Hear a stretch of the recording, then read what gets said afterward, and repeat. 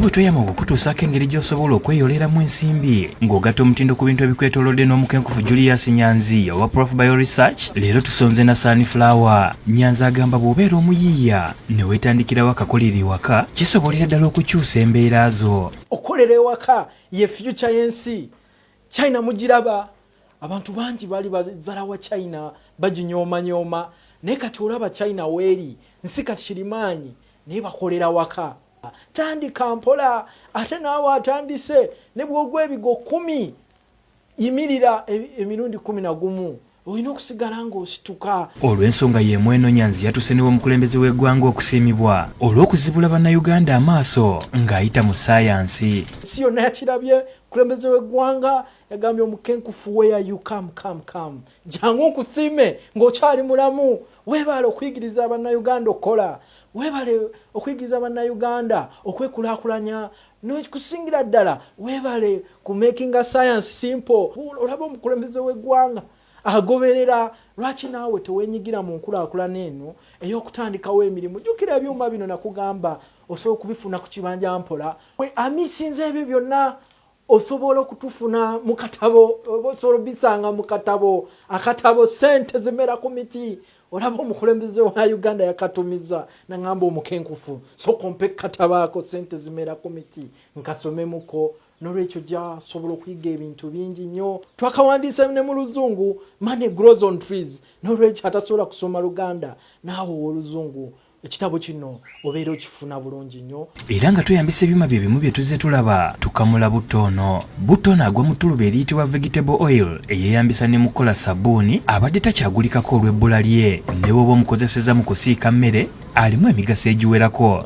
N'olwekyo gwe omulimi wa sunflower sembera tugenda kuyiga okumukamula nga bwe walaba ku mwanyi. Emwanyi twali twetaaga dryer naye ate ku sunflower tetwetaaga dryer. Ekisinga okuba ekikulu kye weetaaga ze nsigo za sunflower ate zino osobola ozifuna wonna mu katale konna oba okuzigula ku balimi. Sunflower kilo wadde bakuwaamu nusu 100 akuwadde nnyo n'akuwaamu enusu 2,000 ne kati bw'oyiga okumukamula lita enamba eva mu nsigo za sunflower ofunamu lita namba mu kilo 5 ez'ensigo. Lita eyo tugigula $2,000.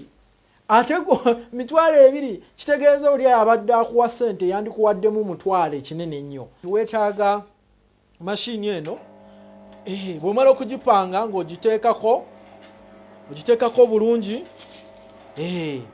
Bw'omala okugiteekako ng'oteekamu ensigo zo eza sunflower eno cold press machine.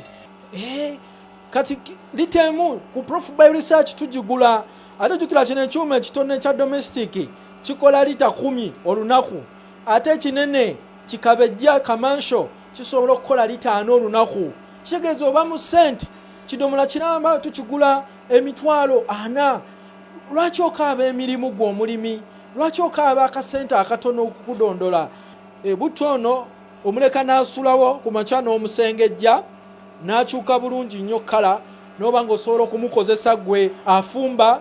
Mubadde mulaba ebbeeyi ya butto ng'erinnye naye ku kyalo osobola okutandikawo bizinensi eno n'oguza banno butoono wa sunflower ataliimu kemiko nga bwe mulaba Prof Bio Research bwe tumukola taliimu kemiko.